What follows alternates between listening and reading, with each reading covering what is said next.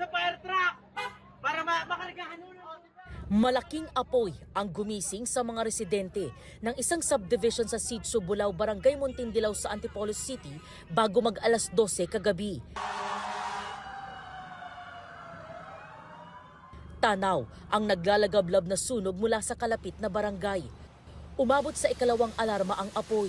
Ibig sabihin, hindi bababa sa 8 mga truck ng bumbero ang kinailangang rumisponde.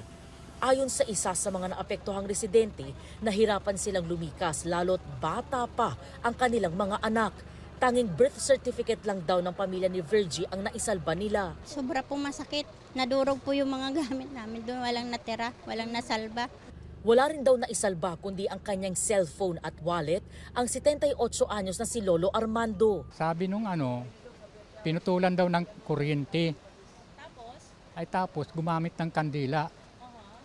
Ayun, doon daw nag-umpisa. Problema namin nga ngayon, magpapasko, saan kami matutulog. Bahay namin ay sunog lahat.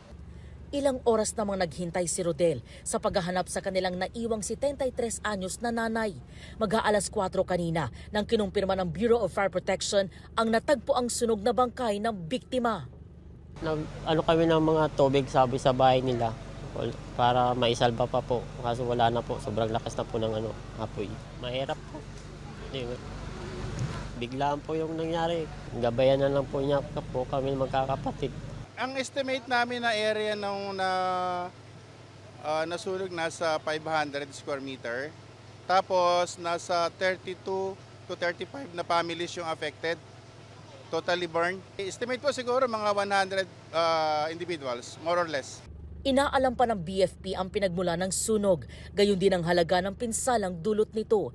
Pasado 1:30 ng madaling araw kanina nang tuluyang naapula ang sunog.